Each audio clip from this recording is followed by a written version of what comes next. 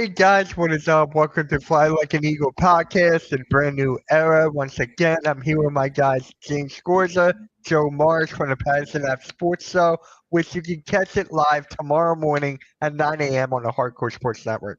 How you guys doing? Good. Dallas Goedert restructured. Don't need to Yeah. worry about a tight end anymore. No. How about you, James? How you doing? Doing great, brother. Doing great.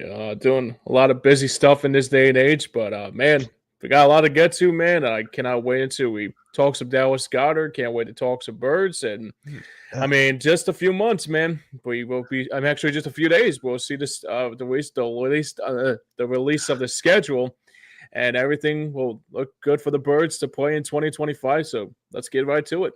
I'm actually glad you brought up the schedule because I don't know if you guys saw this or heard it from the NFL. They released the opponent's schedule strength, and guess who has the highest schedule, the hardest schedule?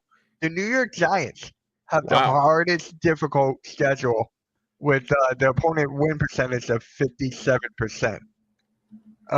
Yeah, that is crazy. The Eagles are fourth behind the Bears and the Lions. So you guys seen the Wow. schedule that the Eagles have this year. So- I'm shocked at that. Like, Yeah, I am too. The Giants? Wow. the All Giants, right. yeah. Let's So- pick on the Giants, why don't we?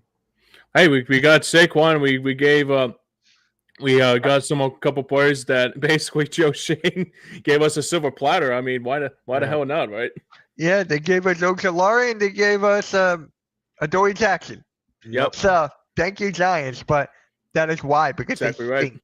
The Giants stink. So They're whoever horrible. they go up against, they're pretty much going to lose. Yeah. So that is the way I look at it. They're just so bad that they're like, here, we'll give you the hardest schedule. So, kind of crazy. Kind of I'm crazy. trying to But think. I'm trying to think of like what division in the AFC. We played the North this past year. We Yeah. played the West, so I'm guessing we're playing the South this year. yes. Yeah. So, NFC or AFC? Are you talking? AFC South. AFC. Gotcha.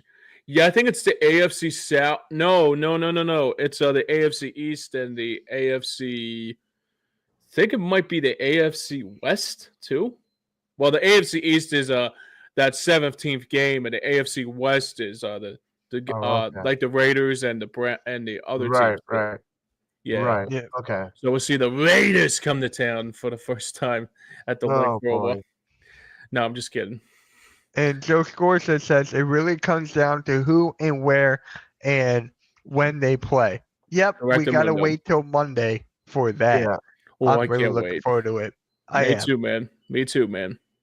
I'm going to pull up a picture right now. Let me make sure I can get it of the Eagles 2025 opponents because this is going to Eagles 2025 opponents.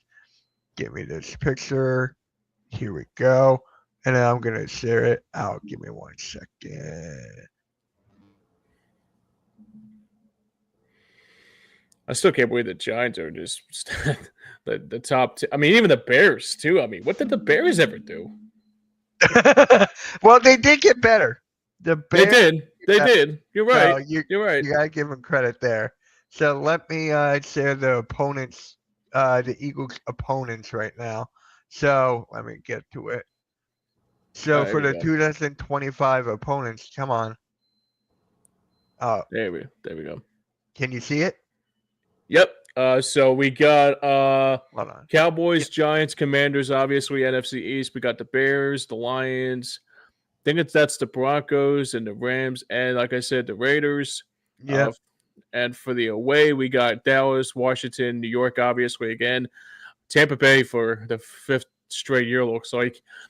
Green Bay. We go to Kansas City again, and we go to the Chargers, and we had to play in Minnesota again, but we won the Super Bowl in Minnesota for the first time. And then we had to play at Orchard Park in Buffalo for that 17th game. So basically that's what's the Yep. So circumstance what that is the opponents for the Eagles in 2025, and then the Eagles, according to the NFL, have the 4th toughest schedule. So do you think this is accurate? Oh yeah. I agree. You got the Bills, you got the Chiefs, you got the Chargers. The Chargers are going to take a step forward. The Yeah. Lions are still good. Minnesota might have a little bit of a drop off. The Packers, like the NFC North, is going to be a dogfight.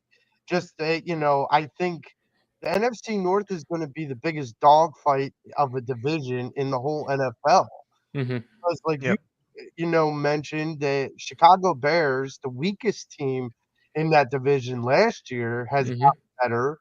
The Packers, they're still staying the course.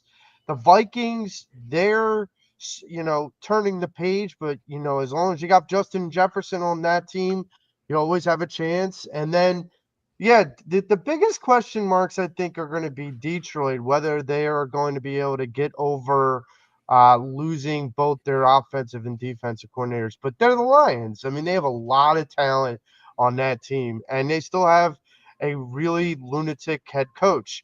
So, that the idea that NFC North is just going to be a straight out dogfight for the whole year. And we're playing all of those guys, all those teams, and then the Chiefs and the Bills, and then our division, and then if fourth is accurate for sure. Yeah. It's still kind of funny how the Giants are so bad that they're the number one team, that they have the toughest schedule. Like, to me, that is hilarious. So I actually want to bring that back up real quick because the last place team kind of not shocked me, but it's just like, oh wow, they got the easiest schedule. Hmm. Well, So the you would East, think because they the have what? 49ers have the easiest schedule, Of course they do, Of, because of, of course Of they. course they do. right? That the 49ers will win because they cried to Roger Goodell because they didn't make the playoffs. Okay, relax. You gotta worry about Brock Purdy. You gotta worry about whether you're gonna pay that guy or not. But to get back to the Giants were what, the fourth overall pick? So that means they were the fourth worst team in the Yeah. NFL this year. Yeah. So you go from having the fourth worst record in the league to having the hardest schedule in the NFL, a strength of schedule in the NFL. I almost feel bad for the Giants. As do I I. mean, Russ is going to be exposed. Um, this kid Dart, I think Dart's going to get a good run at things, because when these guys, Winston and Wilson kind of flounder, what's going to happen then, especially with this kind of strength of schedule? Yeah. You're going to have a rapid fire uh skilled teams coming into your building. Yep. Mm-hmm. Yeah, and And to allude to your point too, what's the funniest part about it is that even if the Giants have like the toughest schedule, they still have to face the same opponents. I mean, not the same opponents that we face in the AFC East, obviously, but in that AFC West, I mean, they still got to play the Chiefs, they still got to play the Broncos, they still got to play the Raiders, and even the Chargers. So it's not like the Eagles are just getting all these so-called scary teams that are coming either at the link or going on the road. I mean, to me, the thing that sticks out to me the most is that, look, I mean, the schedule every single year, they always say it's a tough schedule, but it depends on who you play and depends on who you're going to be facing off in that, and when the time you're going to be facing off against them. So I would expect like the schedule would be probably like you'll see the Chiefs probably around like that gauntlet happened. So like I think it was around 2 years ago when the Chiefs played the Eagles, and it was around the time before that 10-game losing streak was becoming history, obviously. So that's going to be something to keep a close eye on, too. But I don't worry about the schedule that much. I mean, look, I'm not worried about the Bills. I mean, the Bills are good. But to me, I mean, sometimes a pumpkin turns into sometimes like the pumpkin finds it's, or sometimes a blind squirrel finds an acorn sometimes, but most importantly yeah, more than anything like that, I'm not going to be worried about it, going to admit. Yeah, and it. Go ahead, Mitch. No, you're good. You're good. Go. So I wanted to just add one thing to this. The only part of our strength of schedule that I worry about, Hmm. because James brought up a valid point. If we're playing in Orchard Park in December, or Mile High in December, Hmm. or Arrowhead in December, it's going to make a difference. It's Yeah. going Yeah. to make a difference. Yeah, I, Yes. I agree. I agree. And the most important thing too about like if you I mean, I like a couple years ago, let's go back when the Chiefs weren't relevant and Patrick Mahomes wasn't even a factor. I mean, they would play the Chiefs early on in this season. It was Alex Smith and all that. I don't see a I mean, yeah, I mean, sure, if the Eagles play the Chiefs early on in this season, I think it'll be a little bit early to say. But like I said, the teams that they're going to be placed, they're going to be playing they're going to be playing like the small teams that are like little to no success, like the Raiders, for an example, or maybe like a Broncos here and there too. But I mean, yeah, I mean, every year it's a tough schedule. Like everybody says it's a tough schedule, but at the same time, it's not how you start, it's how you finish too. Well, we know if the NFL stays true to what they've been doing with Hmm. scheduling, we're going to have at least two division, if not two or three division games towards the last 5 games of the season. So For you can sure. bet your bottom dollar on that. Yeah. And you know who had the Eagles have a tougher schedule than the Cowboys. The Yeah. Cowboys are How the right hell does that behind the happen? Eagles. How the hell does that happen? We'll be talking about the Cowboys later on Yeah. this show with George Pickens because I got a lot of stuff to say about that. Yeah. So we're just So do gonna bring I. it up later. You know what? Yeah. Screw it. Let's talk about it now. Yeah. Why not? Let's Let's rip the band aid off, shall we? go for it. James, what you got to say about George Pickens going to Dallas? Oh, where do I begin? Oh my God. Um, well, I'll say this much: everybody, according to everybody on ESPN and I guess NFL Network, are saying, "Oh, this was a home run for the Cowboys," and I'm thinking, and everybody's thinking like, "Oh, this was such a great. This is the real." I mean, look, I know we had a new pope a couple days ago, so I'm guessing like whatever they had up in Dallas was thinking that they had the new pope in Texas, but at the same time too, the real question I have to say is that you're not gonna get a receiver that's like basically like Michael Irvin here. I'm not gonna lie to you. I think the question I looked at it too is that yeah, he has like 50 plus. I mean, I don't know what his stat sheet is, but the last 3 years he's been awful. He's been really, really bad. And yeah, sure. Like it's not about he plays on the field; it's about his off the field antics. I mean, you think of AJ Brown. He read a book, like even Jamie Erdahl brought up on Good Morning Football a couple of days ago, that he reads a book to like help him cope like with all that negativity. And if George Pickens doesn't get the ball, it's like he turns into like a real. He gets very very annoyed and gets very pestered. Yeah. Joe, you got anything to say about the trade? Yeah, I do.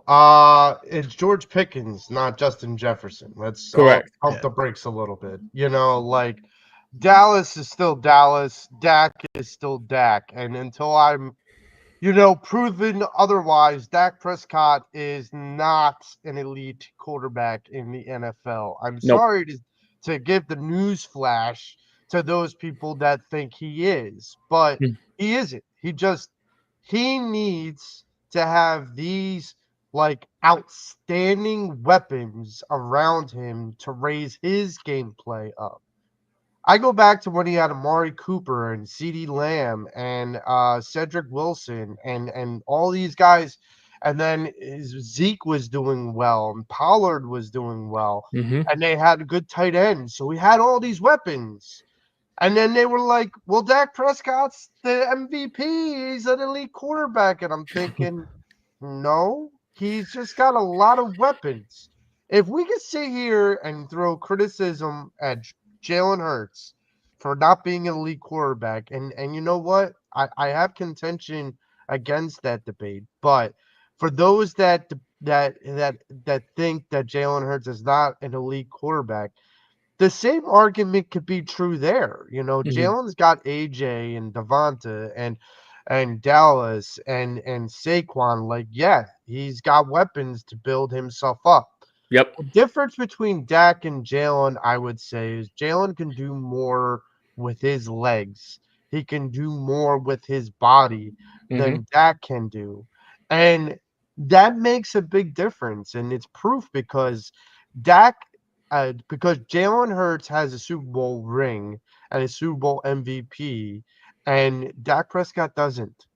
Nope. And that is going to be how the legacy is written when it comes down to who is a better quarterback, Dak or Jalen Hurts.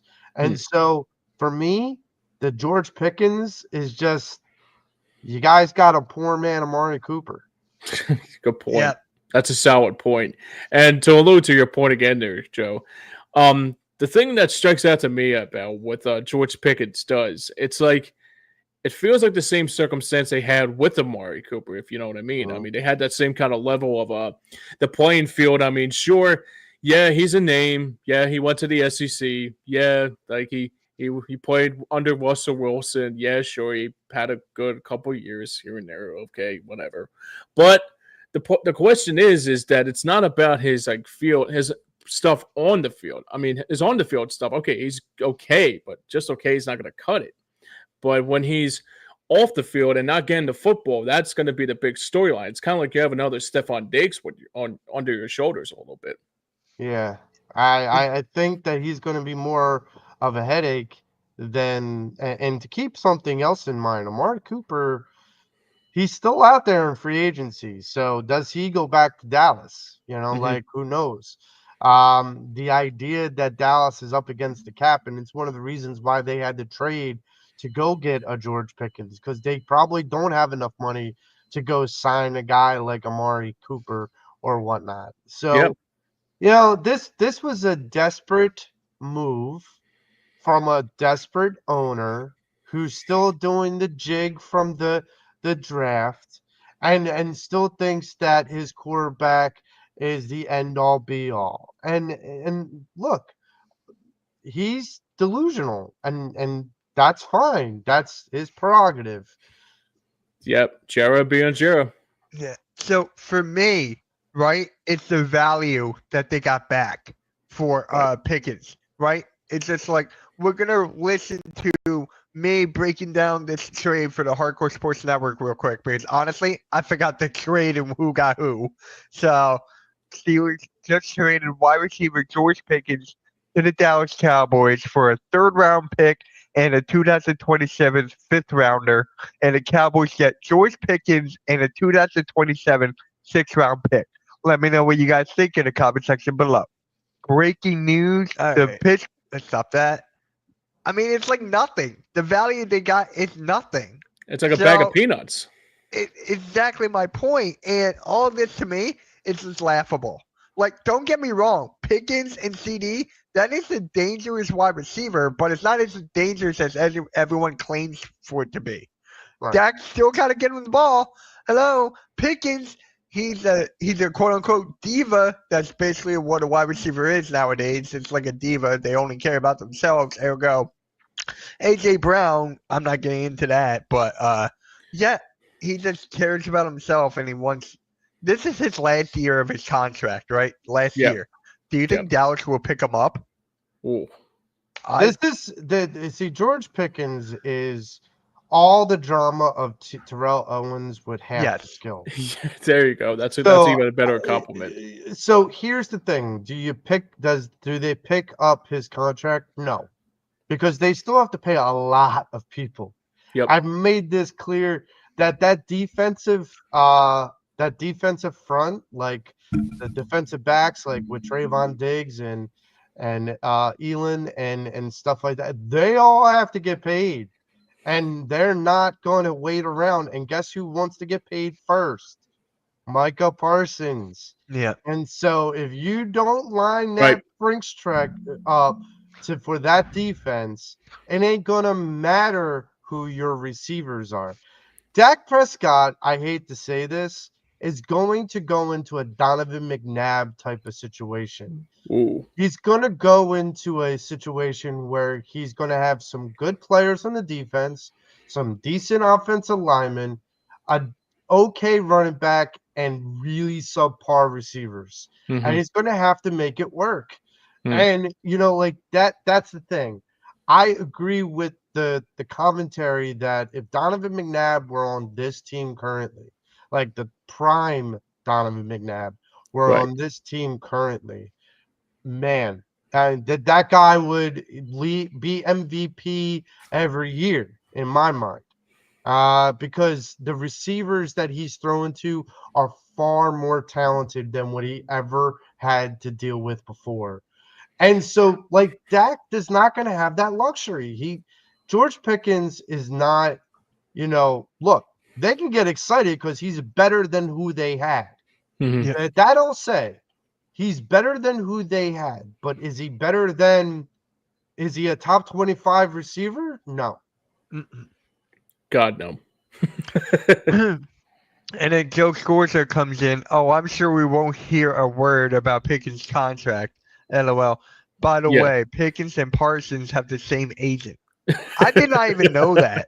I didn't even know that. Wow. Yeah, that's crazy, man. That makes all the sense in the world now. That makes That's all the going sense to in the lead world. that's going to lead to a lot of interesting negotiating talks. Yeah, Yeah. they're definitely negotiating for sure. Yeah.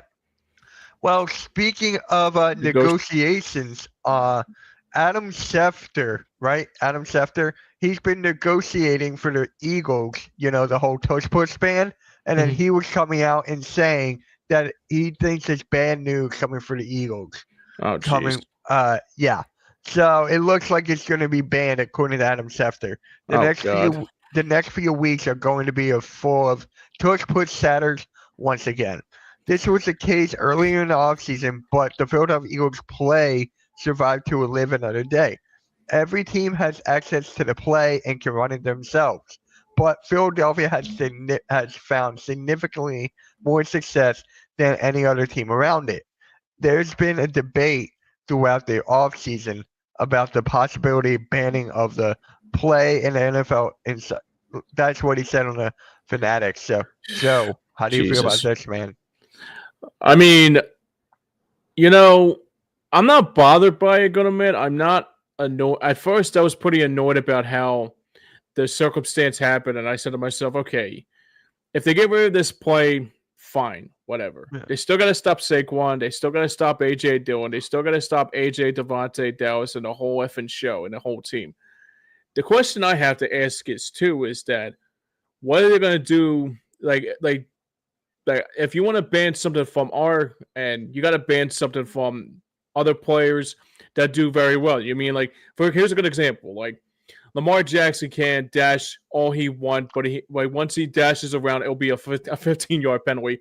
Or Patrick Mahomes can spin nickels on his forehead and do all these trick kind of plays because it looks bad for the football. It looks bad for football.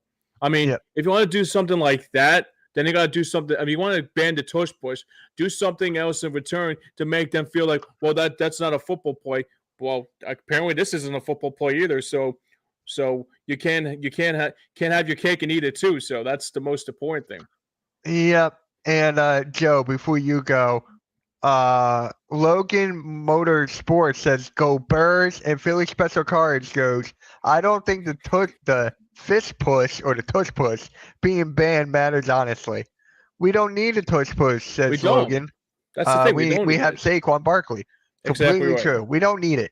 We don't need We got it. AJ Dillon. We got AJ and Saquon. Exactly. Joe Marks, how do you feel about this? I am so exhausted. It is. It is. I'm It so is. exhausted at this notion that because one team does it better than all the rest, that we have to ban it for just an unplausible reason. Yeah. The whole reason why a play gets banned in the NFL is that it creates an injury risk. Yes. If it's an injury risk to players, then it gets banned. How in the hell is this play an injury risk when there's been no injuries during this play? Yeah. Explain this whole concept to me that you have no proof of why to ban this play other than the Eagles do it better. We don't want it. We call no fair. We call no fair.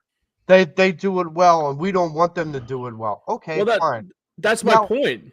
Now here's 2 points that I have for you. Number one, the notion, the air quotes of it's not a football play. Right. Do you even consider the kneel down a football play? No. I mean, But it's it running the clock out, but right, but it's That, not that, a that football it's not play. a football play. Right. it's What not. is it? What is it doing? It's not a football move. He just kneels down. Technically, the idea that if one knee hits, you're not down. Like Right. you can have one knee down. So when the quarterback takes a knee and he only knees with one knee, technically he's not down. Right. Yeah. He has to get touched, but at the same time, like no one touches him.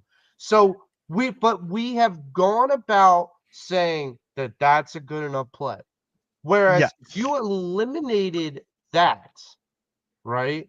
If Hmm. you eliminated the quarterback kneel, what would that force? It would force people to hand the ball off. It would force high drama because all of a sudden the running back could get stripped.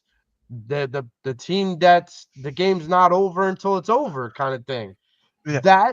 That leads to high drama. But no, we don't like those things because That, No. that's not fun to watch. yeah, It's I not agree. fun to watch a game go down to the final second.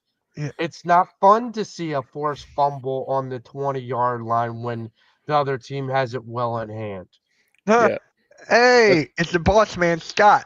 How's it oh, there going, he is. Scott? Herb There he is. Edwards wouldn't have been as famous in Eagles lore, though. Really quick before I address that comment, guys, if you haven't subscribed to the Hardcore Sports Network, please make sure you do because both of these guys will be live on their chat on their show, Patterson Ave Sports Show, tomorrow morning at 9. So make sure you subscribe to the Hardcore Sports Network. The link is right there. Make sure you do that. So it looks like James, you were about to address Scott's comment there. No, I was going to allude to actually that's a very good comment here because it's true about Herm Edwards too. But the question here's the thing that drives me crazy about this too. Yeah. Like I even brought it up earlier. If you want to get rid of that play so badly, you got to get rid of the plays that are like that are not a football type of play. You're going to tell me Patrick Mahomes' play when he spins nickels on his forehead and like does like the Houdini tricks, or even Lamar Jackson like dashes all around until with a chicken out without his head. I mean, it's the same damn thing. I don't understand why everybody out there, and frankly, you nailed it on the head, Joe. It's exhausting. It's absolutely exhausting. So I'll say this right now. If the only thing that comes out of this that we have to ban the play, you still got to stop Saquon. You still got to stop AJ. You still got to stop that Jalen Hurts. I mean, look, they'll find a way to say, okay, we'll do a tush push, and they'll flip it off to Saquon or AJ doing. That's probably why they bought AJ in the first place, because they were like, okay, maybe the reason why they are looking for that the NFL is trying to ban this and try to get AJ Dillon to come here is probably because if the tush push doesn't happen anymore, you still got to stop those core companions that I brought up. You got to still stop. You still got to stop those core players from attacking too. And Yeah. I'll say this: the Eagles are thinking 2 steps ahead, and Yes. Jeffrey Lurie kind of showed his hand this past week on Mm-hmm. WIP. He basically said to John Ritchie that we are going to try to bring back the fullback position. There you go. There's a perspective that if you're going to take the tush push away, fine. We'll just give our running back that just ran for 2,000 yards a fullback back there, and he'll lead the way along with the monsters that we have up front. This is different in a way where you as a league want to piss off this franchise. Yeah. We won a Super Bowl. This is the year where we rest on our laurels and it's a down year and people are like, yeah, look, they got too cocky. Okay. Now you're going to piss us off? Like why? Why would you do that? Why would you give ammunition to this team? Because Yeah. if I'm Nick Sirianni, the first thing I'm saying when I'm walking into that locker room on the first day of training camp is they thought we were cheating, so they took a play away from us. Yeah. What are we So, gonna do about it? Way to open up a can of worms and try to break the camel's back now, guys. all right, let's address the comments here. They're rolling like crazy. Appreciate you guys. We really do. I hope this is coming from Logan. I hope we beat the crap out of the Green Bay Packers because the Green Bay Packers start the whole push crap. Yeah, I hope we start the season with them. Do you guys want to play Green Bay week 1 and just knock them out of the way? Well, here's the thing too. I know Green Bay is going to be an opponent for it's going to be an away opponent. If it was Philadelphia, absolutely, I love to play Green Bay in opening day. Yeah. But I will say this though. I mean, maybe that could be a week 2 match, or maybe week 3. I mean, if I have my hindsight being, I can see probably the Lions be the opening night game, and also see like probably see like the Packers in week 2 or 3, probably depending on the situation here. But depending on who they take on Washington too, so it'll be around that same kind of category, same kind of helm too. Joe, who do you want them to play week 1? Well, I'm between the Lions and the Chiefs. I want the Lions or the Chiefs. I want entertainment. I want these guys to come out with some fervor. So he's like, let's see the Cowboys in week 1. I want to lather these guys up, these young men up. Hey, I'll say this too. I would like to see Washington in week 1 because I can't stand Josh Harris. So for me, you know who I would go with? Whole other ball of wax. Oh yeah, believe me, I know, man. You know who I would go with? Some guys might laugh at this. The Giants, because they're not going to win it. I want them to win as their banner being raised. Yeah. I want the Giants. Wow, you are just trying to rub it into his face, aren't you? Just taking Joe Shane's face. Why not? Well, and then have Saquon do whatever he wants. Yeah. Well, I mean, the year the Eagles won their first Super Bowl, they played until week 3 at that 61-yarder. So, I mean, it is possible they can play the Giants early on in the season. But I know that Washington's not going to be week 3. Maybe week 3 will be a possibility, but I don't think week 1. I mean, but I will say this, though, too. I would love to see the Eagles play on Jeff Lurie's birthday on Monday Night Football. That would be a good thing, too. But, yeah. Now, Joe, you've been talking about this push being exhausting, right? You know what's exhausting to me? This rumor about Justin Simmons wanting to come to the Eagles. I'm getting sick and tired of that because I don't see it happening. I really don't. I like the guy we drafted. Makuba, I still can't pronounce his name. I want him to be our safety. So, Joe, would you want Justin Simmons to be on the Eagles? I'm like, enough is enough. Just stop it. Yeah. Here's my thing: if Justin Simmons comes to the Eagles for the right price, if this guy starts to come in here and start demanding CJ kind of money, no, hit the bricks. Right. Like I'm not. We got a guy. We don't need you. But if he comes here on a team friendly deal, he's a talent. I mean, he plays both. You're talking about 3 separate guys in Simmons, Makubu, and Cooper DeJean that can all play the safety / nickel corner. Like they're very versatile in that way. So, for me, it's not a bad thing. It's just it's the price. Like I'm not going to pay this guy CJ money. You can kick rocks, dude. Yeah, I'm in the same helm as Joey too. Because you think about with Justin Simmons, I mean, I don't think you need him. Quite frankly, I mean, like you even brought up when Makuba, we already brought him in. That was my first immediate response too. Is like, okay, maybe if this was like 3 years ago or maybe last year around this time, and we were looking for a running back, not running back, safety. So I'm still on the offensive run. No, anyway, so. With Simmons, I mean, yeah, he'll be a good piece, but if he's looking to get like real, like big time major league like pay, I mean, I don't know, man. I mean, it's not like I'm not fond on the idea. It's just like they got a lot of talent around them. I don't think you need more. I don't think you need I mean, if you can get them, that'll be great, fantastic, and depending on how much money you spend for them. But I think they want to start younger and work their way up too. Yeah, I agree with both jokes. Joe Marks and Joe Scorza because they both said like minimum deals. Veteran So minimum, yep. for me, I'm okay with that, but I don't want him to start. I would love to have the rookie start Makuba. Have him start because honestly, that secondary, I can see it being like the Eagles secondary back in the day with like Dawkins and all that.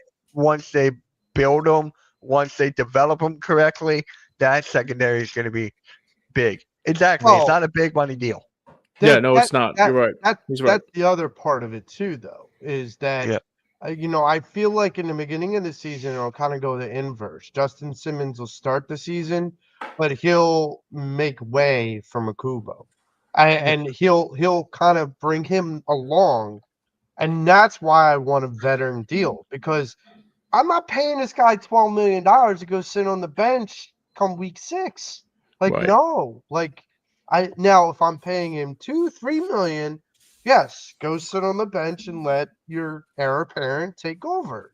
But he's going to be your starting safety in the first 5 or 6 weeks of the season, just to give Makubo, whether he's recovering from surgery, whether he's getting the frame of the defense down, because safety is such a difficult position when you're playing center field. Yeah. Because you got to know so many different things, and you got to be quick to react to those things. And if you're not, you're burned. Yep. And to allude to your guys' point too, he is 31 years old. So it's I just looked it up too. He is 31. I mean, sure, you can get him for a 1-year deal, you can get him for a 1-year rental, but I mean, you got a young talent on this team already. I mean, why would you get something that in 3 years or 4 years from now he'll be like either done or probably close to being done? Well, I puzzled to that when we picked up Adoree Jackson. I was like, why did we pick up Adoree Jackson? Right. I'm like, he's to screw the Giants over.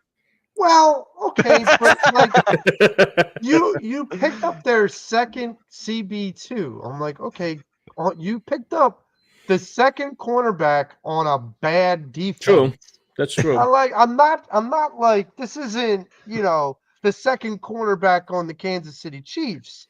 Let's not get all crazy. But Adoree Jackson, he's serviceable. Yes. I mean that's the difference. And look, you weren't going to pay Slay the money that you were going to pay him. You still need a veteran presence in that defensive back room, because you need to have somebody that, now it's going to be interesting. Who's going to be the defensive voice for the defensive front, for the linemen and the linebackers? Because with BG not there and Fletch not there, there isn't really an elder statesman on that's that true. Front. No, that's true. And also my dad, Joe Scorza, brought up too. He's a veteran voice in the locker room that wouldn't hurt. But I mean, I could see that. I could see that. And really quick, my guy Nick asked me, where's Cool Cat? Cool Cat is not a part of the show, but I would love to have him as a guest. He's actually my co-host of Cool Cat Mitch every Monday at 3 o'clock on the Hardcore Sports Network. So, nice. we do that there. That's my guy. And then this is Fly Like an Eagle, a different Eagle show on a different platform. So, that is where. But to go back to the Justin Simmons thing real quick, it's just like, how many times, because how many years has it been? Because I feel like we're always linked to that. Yeah, I mean, okay. Yeah, it's got to been a couple years, right? It's been a few years, gonna make. What was it, like 2022, right? Something like that. Yeah, because it was like always linked to this guy. Yeah, it was before we got CJGJ. The first time. It was when he was still in Arizona. And so. Oh no! You're thinking of Tyrann Mathieu, that Honey Badger. Yeah. No. No, Tyrann played for Kansas City. No. I'm sorry. It's Buda Baker. Right. Around that same time. Buda Baker was the other safety, but we were trying to get Simmons too. Yeah. Simmons was a part of that secondary with Byron Murphy and Buda Baker and stuff Yep. like that. Yep. So Simmons was talked about even then when it came down to the Eagles being interested in him. Mhm. Now you got to think about it, like how he could possibly get a guy that maybe has less tread on his tire, but get him for bargain basement dollars. Yep. And so that's really what you have to look at. Is he going to set the world on fire? No, but he's going to be a viable teacher for the secondary. Yeah. And Yeah. Joe Scorza comes up and says the Vic Fangio connections. I guess that's it. That's also true. That's also true. Yeah, I'm just like, it's always Philly. It's always Philly. I'm sure it happens everywhere to every team, but I'm just like, I feel like I hear it more for Philly. Well, Yeah, the other safety that was connected to Philly for about a year or so is also a Vic Fangio connection, and that's Jordan. There's a Jordan Reed or Josh Yeah. Reed Mm. from the Dolphins. So that's an interesting perspective because that is a young safety. That's true. So it'd be interesting to see how far the Eagles would be willing to pursue him, much like the Simmons thing. Are they just going to keep their eye on him until he becomes bargain basement like Simmons? Who knows? Yeah. Actually, really quick, we have some breaking news. Well, not real. I guess it is. The Cowboys were discussing a potential trade for Rashawn Bateman. They were trying to get Rashawn Bateman before George Pickens. So I'm just I remember like, him on Madden. My God, Jesus. I'm sorry. Yeah. I'm going to Sean say Bateman. I'm going to say this with all due respect. Who? Right. Rashad Bateman. Oh, okay. Oh, Rashad. Yeah, Again, Rashawn Bateman. Who? I'm going who? Exactly. To me, Who? that is I see funny. nothing. I know nothing, guys. I don't know who that is, and Frankly, I don't know who it is either.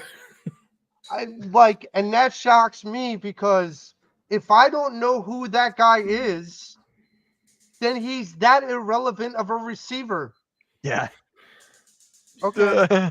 You brought up exhausting about the tush push, Joe. I'm getting exhausted even watching talking about this Cowboys trying to make moves. Jesus Christ. Jesus Christ on top of a beer cart. We're gonna need a new segment. It's called "What Exhausting." That is it. That's exhausting. Yeah, Welcome to the exhausting hour. That'll be next week. Next week it'll be exhausting. The exhaust pipe. Yeah. Exhaust pipe segment.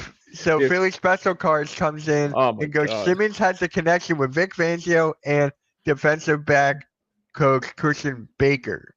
Yeah. So, Okay, Yes. cool. and then, so if the Eagles Arena was called the Link, what would the Wells Fargo, the X? Oh my God! I'll stay off that topic. I mean, I like the name. I like the Yeah, name. it's not bad. It's not bad. I like it. It's that Jason Bateman's the brother or XML. something? Batemobile. He'll be driving the Batemobile.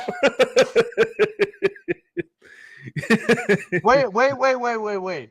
Instead of Batman, it's Bateman, right? Yeah. That's that commercial, right? Right, Yep. exactly. That's what it is. Okay. Yeah. He's driving around the Batemobile, not the Batmobile. Looking for Bateman. Bateman. You mean Batman? No, I mean Bateman. Okay. Now it's What time for happens my when Jerry has too much milk? Poison Ivy. Yeah. Now it's time for my favorite segment to close out the show.